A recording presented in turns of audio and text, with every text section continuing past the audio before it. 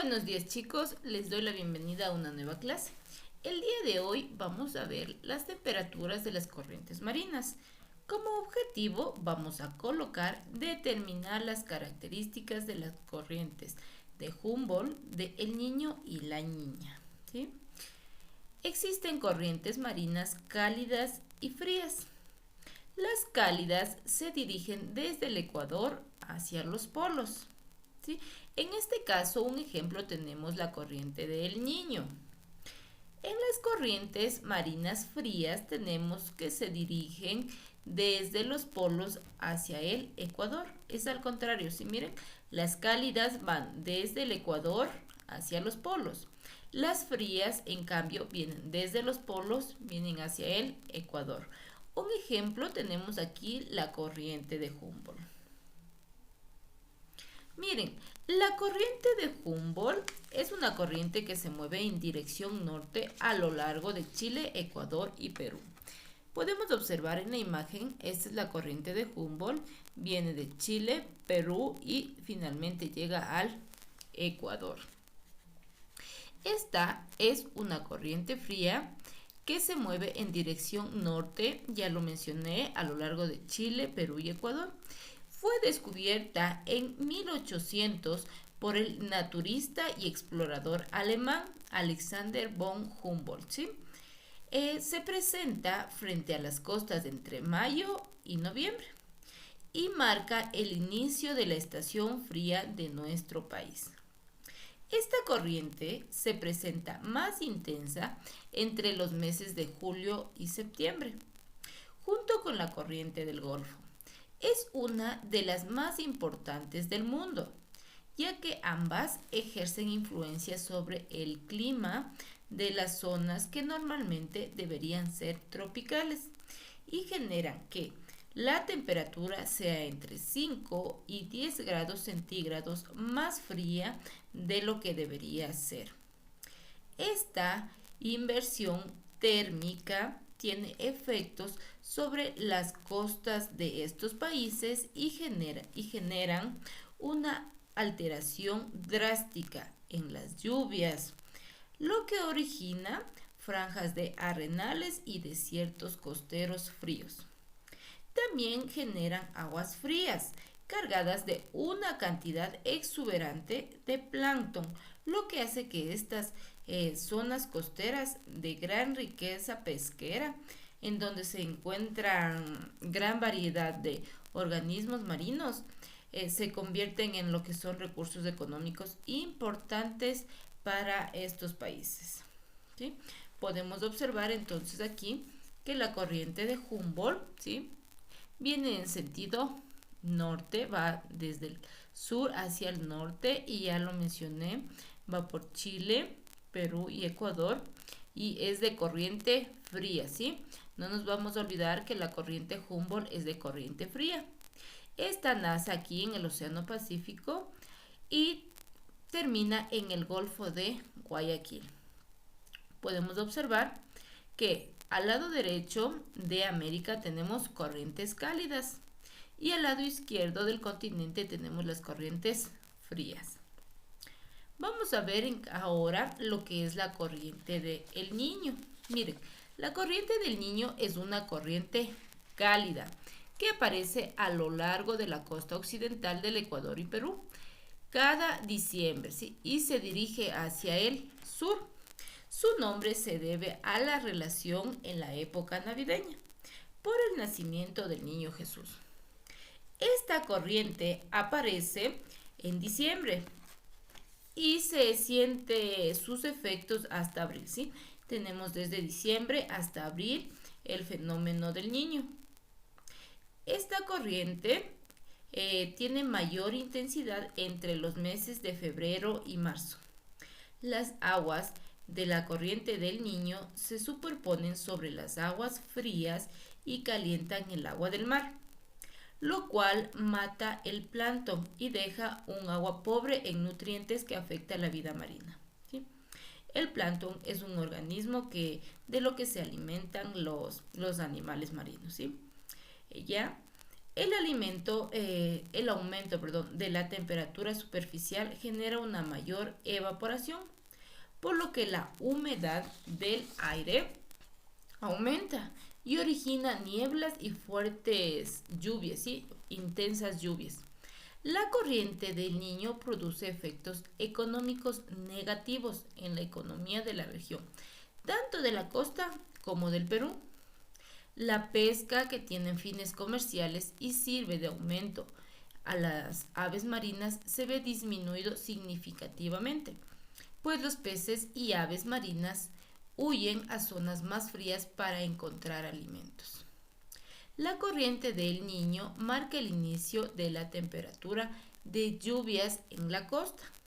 Además, las alteraciones climáticas, que pueden ser de distinta magnitud, tienen un denominado periodo de recurrencia, que es de 7 a 14 años debido al progresivo debilitamiento de los vientos alisios procedentes del Pacífico suroriental, lo cual puede afectar a la climatología mundial durante más de un año. Podemos observar en la imagen la corriente del Niño es una corriente cálida, ¿sí? Y se da en la parte norte del Ecuador, miren aquí. Y la corriente fría, que es la que se encuentra acá abajo, es la corriente de Humboldt. Ahora vamos a ver el fenómeno de la Niña, ¿sí? Este es un fenómeno climático que se caracteriza por una fuerte temporada seca en las costas del Perú y también del Ecuador y Colombia, y un aumento de lluvias en las costas de Indonesia y el norte de Australia, ¿sí? Miren, ustedes pueden observar en la imagen, tenemos aquí la Niña, miren, ahora en cambio tenemos lluvias, ¿en dónde? En la costa, ¿sí? ¿En qué países? En Indonesia y en el norte de Australia. Se da en una frecuencia menor que el Niño.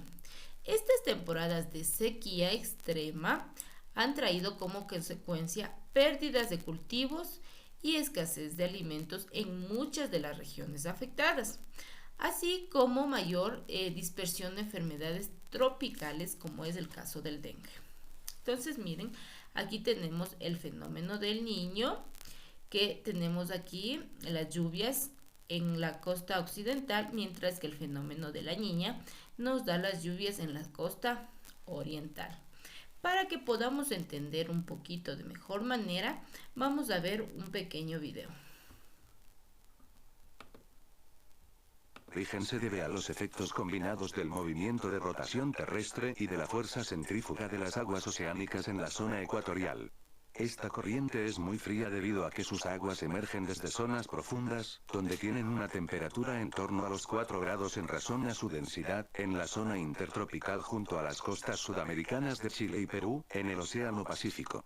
El fenómeno de la surgencia de aguas profundas y muy frías en la zona intertropical, Uweying en inglés, ya fue descrito y medido por Humboldt en su viaje al Perú en 1802-4.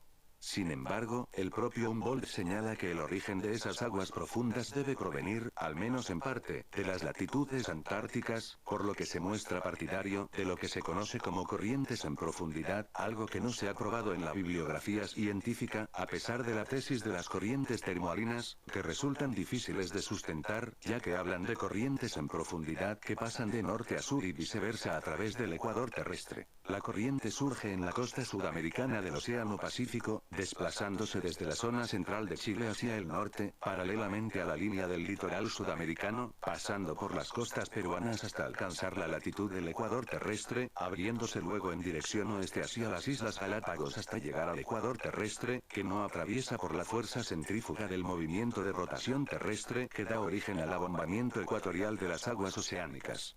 Por ello se ve en el mapa de temperaturas superficiales de la NOAA el contraste entre las aguas de la corriente de Humboldt al sur del Ecuador, temperatura de unos 15 grados, con las aguas de la propia corriente ecuatorial del norte, mucho más cálidas, casi 30 grados. Por el contrario, las aguas frías de la corriente de California, cuya temperatura también se debe a la surgencia de aguas frías, se desplazan de un principio hacia el oeste, debido a la inercia del propio movimiento de rotación terrestre. La diferencia, en ambos casos, corriente de California y corriente de Humboldt, está en la configuración de las costas totalmente opuesta, que desvía las aguas frías hacia el oeste-suroeste en el primer caso y hacia el noroeste en el segundo. En ningún lugar del mundo se ve un contraste tan brusco entre las aguas, que comparten una misma corriente y dirección a ambos lados del Ecuador.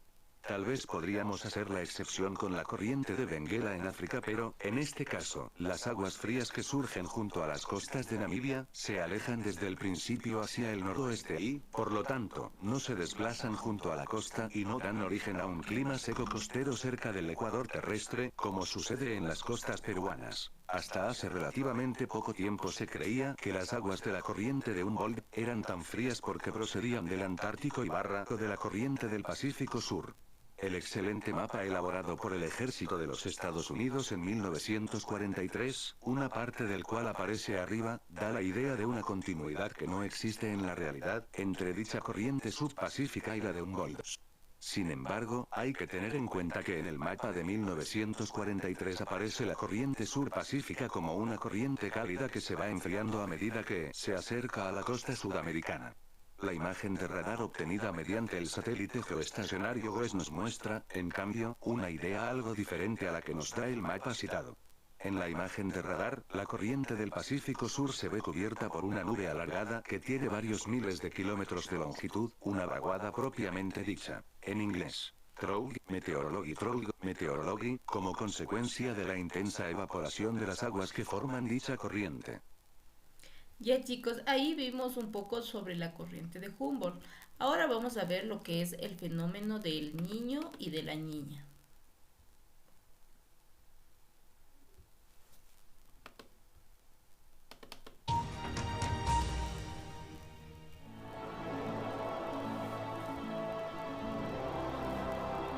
Los vientos que corren por la superficie del Océano Pacífico se conocen como vientos alisios.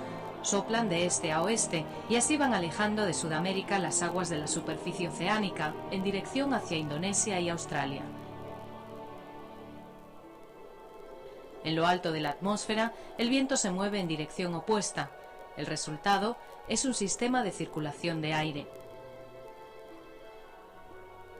El Océano Pacífico absorbe una cantidad enorme de calor solar. Ese calor aumenta la temperatura de la superficie oceánica y las aguas templadas son desplazadas hacia el oeste por los vientos alisios. Esas aguas más calientes se acumulan cerca de la costa de Indonesia y el norte de Australia, y es aquí donde el aire cálido y húmedo se eleva y forma nubes de lluvia. Esta es una de las maneras en que el movimiento de las aguas afecta el clima. Por eso, mientras países como Perú o Ecuador permanecen secos y con temperaturas frías, Indonesia y el norte de Australia reciben calor y lluvias que determinan su clima tropical. Pero el fenómeno conocido como el Niño puede cambiar esto radicalmente. El Niño empieza con una fuerte caída en la fuerza de los vientos alisios que corren por la superficie del océano, y entonces el sistema de circulación de aire se detiene. Las aguas de la superficie del océano ya no son desplazadas de este a oeste y por tanto empiezan a moverse hacia América del Sur. Esas aguas templadas empiezan a acumularse en las costas de Sudamérica.